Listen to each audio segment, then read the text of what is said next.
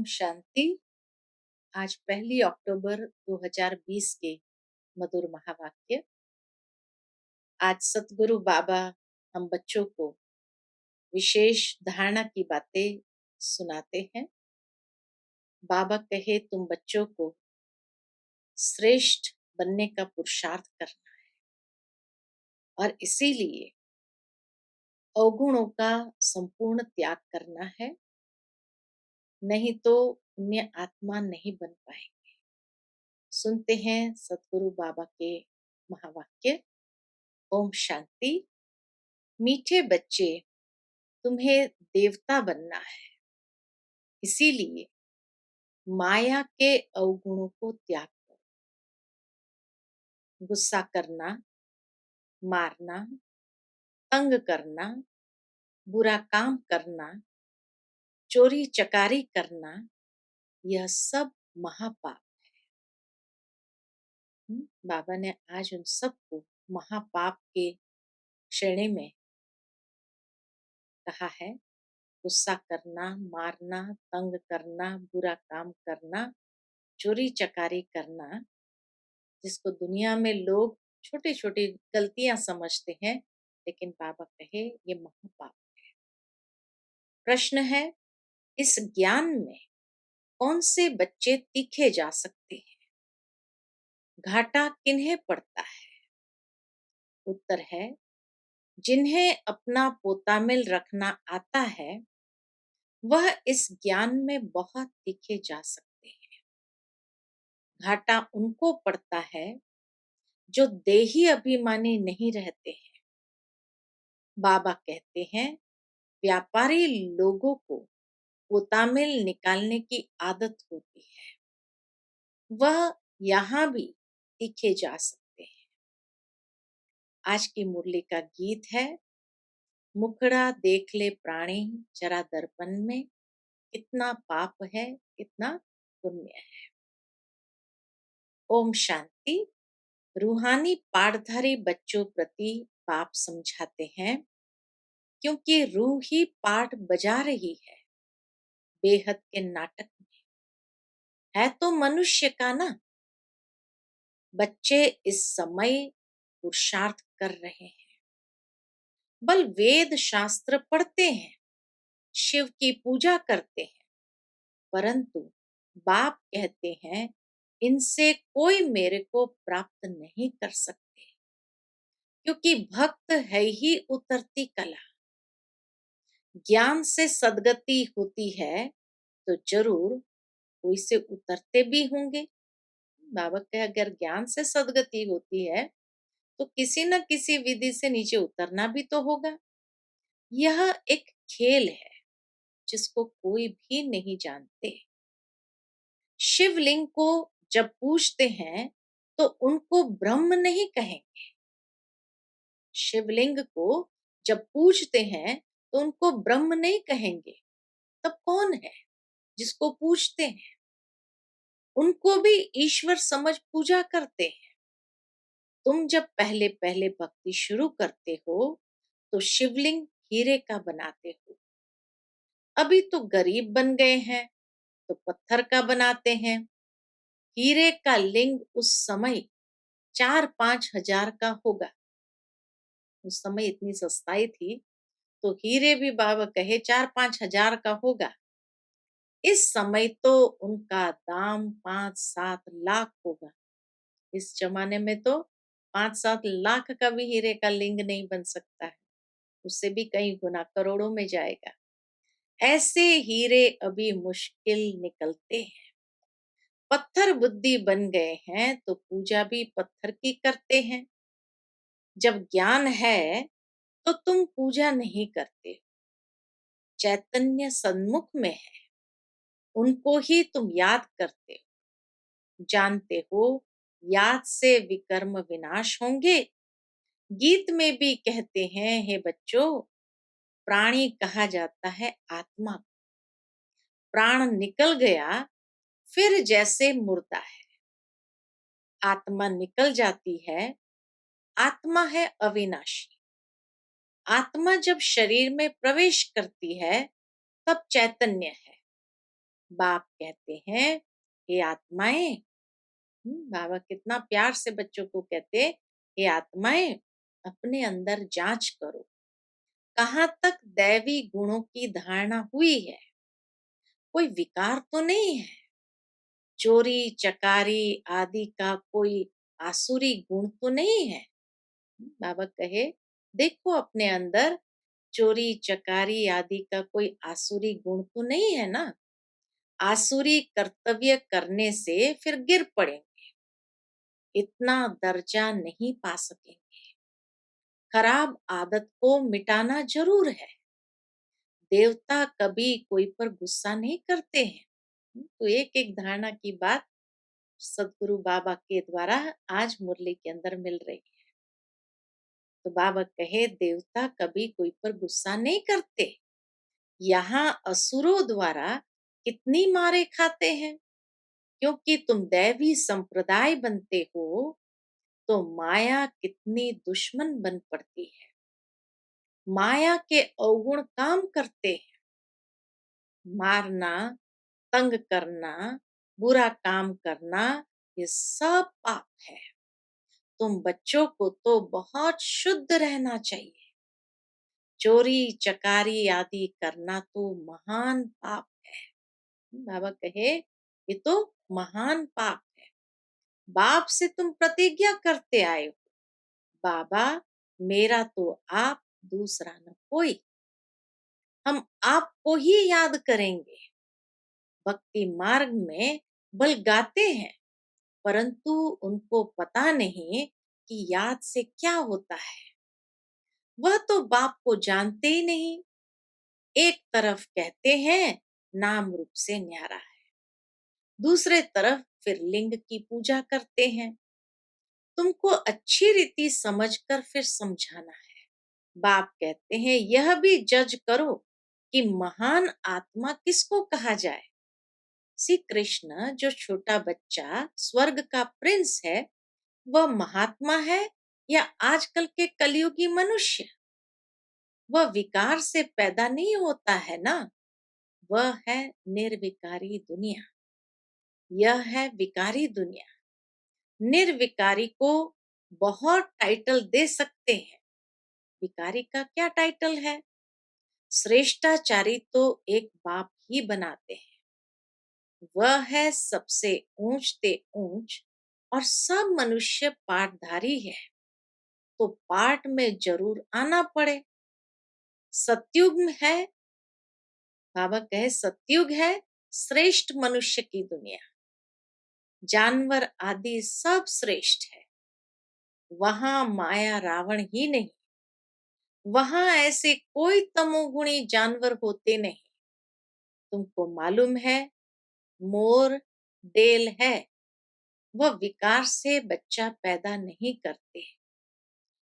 उनको आंसू गिरता है, उसे डेल धारण करती है, नेशनल बर्ड कहते हैं। सतयुग में भी विकार का नाम नहीं है। मोर का पंख पहला नंबर जो विश्व का प्रिंस है श्री कृष्ण, उनके माथे में लगाते हैं। कोई तो रहस्य होगा ना। तो यह सब बातें बाप रिफाइन कर समझाते हैं। बाबा कहे, मोर सबसे पवित्र माना जाता, कलयुग में भी कोई विकारों से पैदा नहीं होता, तो इसीलिए पवित्रता की निशानी के रूप में श्री कृष्ण के ताज में भी मोर का पंख दिखाया है।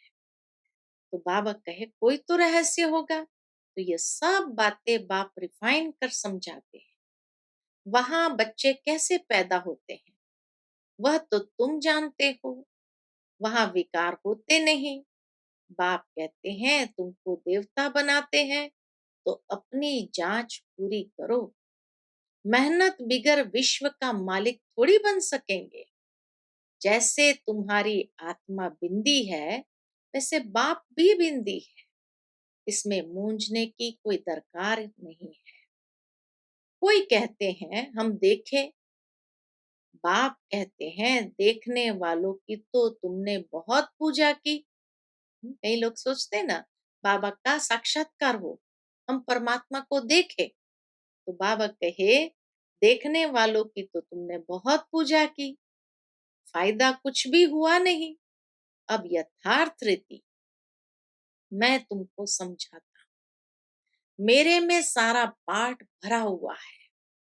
सुप्रीम सोल हूं ना, सुप्रीम फादर। कोई भी बच्चा अपने लौकिक बाप को ऐसे नहीं कहेंगे, सुप्रीम टाइटल नहीं दे सकते हैं। एक को ही कहा जाता है। सन्यासियों को तो बच्चे है नहीं जो बाप कहे। यह तो सब आत्माओं का बाप है जो वर्षा देते हैं।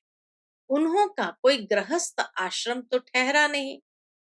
बाप बैठ समझाते हैं, तुमने ही 84 जन्म भोगे हैं। पहले पहले तुम सतो प्रधान थे, फिर नीचे उतरते आए हो। अभी कोई अपने को सुप्रीम थोड़ी कहेंगे, अभी तो नीचे आ गए हैं। तो बाबा कहे, अभी तो नीच समझते हैं। बाप बार बार समझाते हैं, मूल बात कि अपने अंदर देख। सारी ज्ञान की बातें सुना करके फिर बाबा मूल बात पर आते हैं। अपने अंदर देखो, हमारे में कोई विकार तो नहीं है। रात को रोज अपना पोतामिल निकाल। व्यापारी हमेशा पोतामिल निकालते हैं। गवर्नमेंट सर्वेंट पोतामिल नहीं निकाल सकते। उन्हों को तो मुकरूर तनख्वाह मिलती है। इस ज्ञान मार्ग में भी व्यापारी तीखे जाते हैं। क्यों? क्योंकि उनमें संस्कार होता है रोज अपना पोतामिल देखने के। पढ़े लिखे ऑफिसर्स इतना नहीं। पढ़े लिखे ऑफिसर्स को तो तनख्वाह मिलती है, तो इसीलिए बाबा कहे उन्हें पोतामिल निकालना आता ही नहीं है।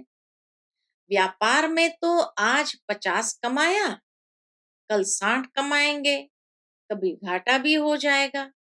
गवर्नमेंट सर्वेंट की फिक्स पे होती है। इस कमाई में भी अगर देही अभिमानी नहीं होंगे तो घाटा पड़ जाएगा। तो घाटा न पड़े उसके लिए देही अभिमानीपन का अभ्यास चाहिए। माताएं तो व्यापार करती नहीं, उनके लिए फिर और ही सहज है। कन्याओं के लिए भी सहज है, क्योंकि माताओं को तो सीढ़ी उतरनी पड़ती है। कन्याओं को तो सीढ़ी उतरनी नहीं, इसलिए और सहज है। बलिहारी उनकी जो इतनी मेहनत करती है। कन्याएं तो विकार में गई ही नहीं, तो छोड़े फिर क्या। पुरुषों को तो मेहनत लगती है, कुटुंब परिवार की संभाल करनी पड़ती है। सीढ़ी जो चढ़ी है वह सारी उतरनी पड़ती है। घड़ी घड़ी माया थप्पड़ मार गिरा देती है। अभी तुम बीके बने हो, कुमारियां पवित्र ही होती है। सबसे जास्ती होता है पति का प्रेम। तुम्हें तो पतियों का पति परमात्मा को याद करना है और सबको भूल जाना है। माँ बाप का बच्चों में मोह होता है। बच्चे तो है ही अनजान। शादी के बाद मोह शुरू होता है। पहले स्त्री प्यारी लगती है, फिर विकारों में ढकेलने की सीढ़ी शुरू कर देते हैं। कुमारी निर्विकारी है तो पूजी जाती है। तुम्हारा नाम है ब्रह्मा कुमार कुमारियां। तुम महिमा लायक बन, फिर पूजा लायक बनते हो। पहले जब दिव्य गुणों की धारणा करते हैं तो महिमा लायक संगम पर बनते, फिर पूजा लायक बनते। बाप ही तुम्हारा टीचर भी है, तो तुम बच्चों को नशा रहना चाहिए। हम स्टूडेंट हैं। भगवान जरूर भगवान भगवती ही बनाएंगे। सिर्फ समझाया जाता है भगवान एक है, बाकी सब है भाई भाई। दूसरा कोई कनेक्शन नहीं। प्रजापिता ब्रह्मा से रचना होती है, फिर वृद्धि होती है। आत्माओं की वृद्धि नहीं कहेंगे। आत्माओं की वृद्धि नहीं कहेंगे। वृद्धि मनुष्य की होती है। आत्माओं का तो लिमिट नंबर है, कि आत्मा तो अविनाशी है।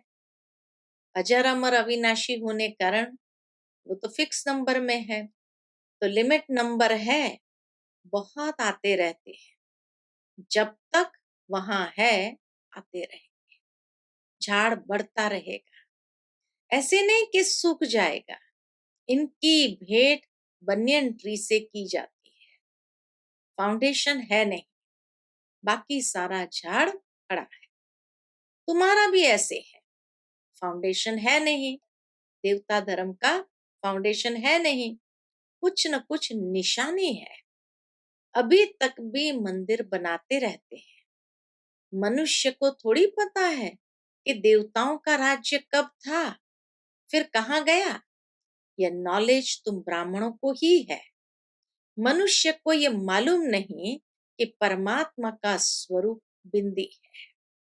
गीता में लिख दिया है कि वह अखंड ज्योति स्वरूप है। आगे बहुतों को साक्षात्कार होता था भावना अनुसार। शुरू शुरू में बाबा के पास जो माताएं आती थी, बहुत भावना होती थी, तो उनको अपनी भावना अनुसार साक्षात्कार होता था।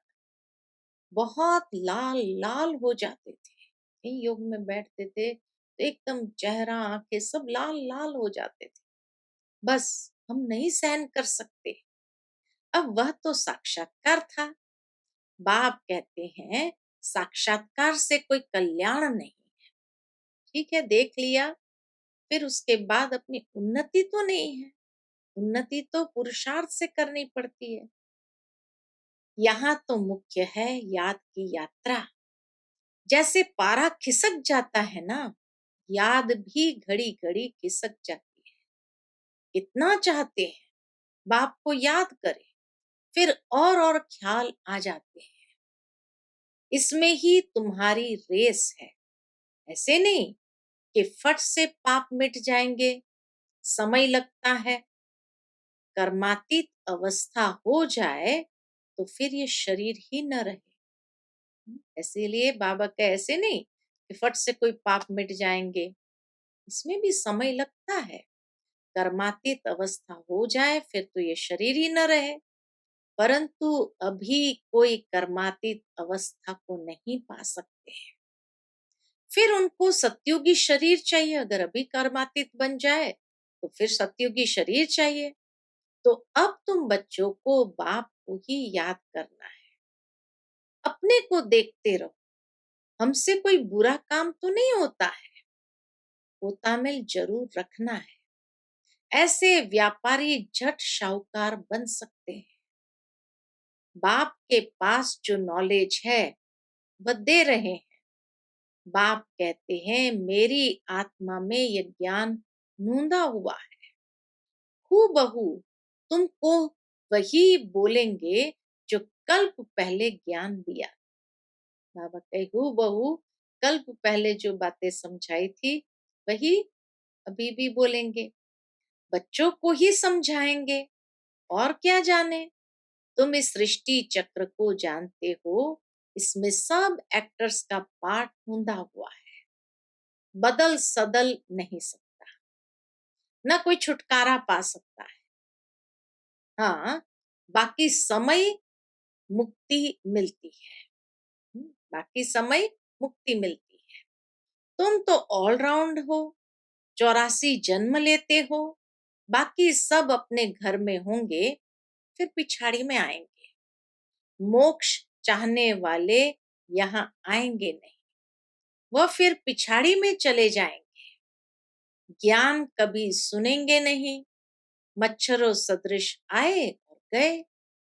तुम तो ड्रामा अनुसार पढ़ते हो, जानते हो बाबा ने 5000 वर्ष पहले भी ऐसे राजयोग सिखाया। तुम फिर औरों को समझाते हो कि शिव बाबा ऐसे कहते हैं। अभी तुम जानते हो हम कितने ऊंच थे, अब कितने नीच बने हैं। फिर बाप ऊंच बनाते हैं तो ऐसे पुरुषार्थ करना चाहिए ना। यहाँ तुम आते हो रिफ्रेश होने, मधुबन आते हैं रिफ्रेश होने। इसका नाम ही पड़ा है मधुबन। तुम्हारे कलकत्ता व बॉम्बे में थोड़ी मुरली चलाते हैं, बाबा तो मधुबन में मुरली सुनाते। मधुबन में ही मुरली बाजे, मुरली सुनने के लिए बाप के पास आना होगा, रिफ्रेश होने। नई नई पॉइंट्स निकलती रहती है, सन्मुख सुनने में तो फील करते हो, बहुत फर्क रहता है। आगे चल बहुत पार्ट देखने हैं। आगे चल करके बाबा कहे बहुत पार्ट देखने हैं। बाबा पहले पहले सब सुना दे तो टेस्ट निकल जाए, इसलिए क्या पार्ट चलना है आगे चल करके वो बाबा पहले से नहीं बताते। आहिस्ते आहिस्ते इमर्ज होता जाता है, एक सेकंड न मिले दूसरे से। बाप आए हैं रूहानी सेवा करने, तो बच्चों का भी फर्ज है रूहानी सेवा करना। कम से कम यह तो बताओ, बाप को याद करो और पवित्र बनो। बाबा के इतना तो सबको सुनाओ। पवित्रता में ही फेल होते हैं क्योंकि याद नहीं करते हैं। तुम बच्चों को बहुत खुशी होनी चाहिए, हम बेहद के बाप के सन्मुख बैठे। जब बाबा के सन्मुख बैठते हैं तो बाबा कहे बहुत खुशी होनी चाहिए कि हम बेहद के बाप के सन्मुख बैठे, जिसको कोई भी नहीं जानते। ज्ञान का सागर व शिव बाबा ही है। देहधारी से बुद्धि योग निकाल देना चाहिए। शिव बाबा का ये रथ है, इनका रिगार्ड नहीं रखेंगे। शिव बाबा का ये रथ है, ब्रह्मा बाबा। बाबा कहे अगर इनका रिगार्ड नहीं रखेंगे तो धर्मराज द्वारा बहुत डंडे खाने पड़ेंगे। बड़ों का रिगार्ड तो इसीलिए बाबा ने कहा शिव बाबा का ये रथ है। कौन? ब्रह्मा बाबा। इनका रिगार्ड नहीं रखेंगे तो धर्मराज द्वारा बहुत डंडे खाने पड़ेंगे। बड़ों का रिगार्ड तो रखना है ना। आदि देव का कितना रिगार्ड रखते हैं। दिलवाड़ा मंदिर में भी आदि देव की मूर्ति है, तो कितनी पूजा करते हैं लोग, आदि देव का कितना रिगार्ड रखते हैं। तो बाबा कहे आदि देव का कितना रिगार्ड रखते हैं। जड़ चित्र का इतना रिगार्ड है तो चैतन्य का कितना रखना चाहिए। सोचने की बात है, इतना ब्रह्मा बाबा का रिगार्ड स्वयं परमात्मा भी रखते हैं। अच्छा, मीठे मीठे सिक्किलते बच्चों प्रति माता पिता बाप दादा का याद प्यार और गुड मॉर्निंग। रूहानी बाप की रूहानी बच्चों को नमस्ते। हम सब रूहानी बच्चों की रूहानी माता पिता बाप दादा को याद प्यार, गुड मॉर्निंग और नमस्ते। नमस्ते। शुक्रिया बाबा, शुक्रिया। आज की मुरली से धारणा के लिए मुख्य सार है। पहली पॉइंट, अंदर में अपनी जांच कर दैवी गुण धारण करने हैं। खराब आदतों को निकालना है। प्रतिज्ञा करनी है, बाबा हम कभी भी बुरा काम नहीं करेंगे। दूसरी पॉइंट, कर्मातीत अवस्था को प्राप्त करने के लिए याद की रेस करनी है। रूहानी सेवा में तत्पर रहना है। बड़ों का रिगार्ड रखना है। आज की मुरली का वरदान है, सर्व खजानों को स्व के प्रति और औरों के प्रति यूज करने वाले अखंड महादानी भव। सर्व खजानों को स्व के प्रति और औरों के प्रति यूज करने वाले अखंड महादानी भव। जैसे बाप का भंडारा सदा चलता रहता है, रोज देते हैं, ऐसे आपको भी अखंड लंगर चलता रहे, क्योंकि आपके पास ज्ञान का, शक्तियों का, खुशियों का भरपूर भंडारा है। और इसको साथ में रखने या यूज करने में भी कोई खतरा नहीं है। ये भंडारा खुला होगा तो चोर नहीं आएगा, बंद रखेंगे तो चोर आ जाएगा। यहाँ उल्टा है। दुनिया में खुला रखा तो चोर आ जाएगा, बंद रखेंगे तो सेफ रहेगा। लेकिन बाबा कहे यहाँ भंडारा खुला होगा तो चोर नहीं आएंगे, बंद रखेंगे तो चोर आ जाएंगे। इसलिए रोज अपने मिले हुए खजानों को देख और स्व के प्रति और औरों के प्रति यूज करो तो अखंड महादानी बन जाएंगे। आज का स्लोगन है, सुने हुए को मनन करो, मनन करने से ही शक्तिशाली बनेंगे। सुना हुआ है उसको मनन करो, मनन करने से ही शक्तिशाली बनेंगे। अच्छा, Om Shanti. To watch Peace of Mind channel videos on YouTube, subscribe us on youtube.com/tvpeaceofmind. Just a click for a peaceful life.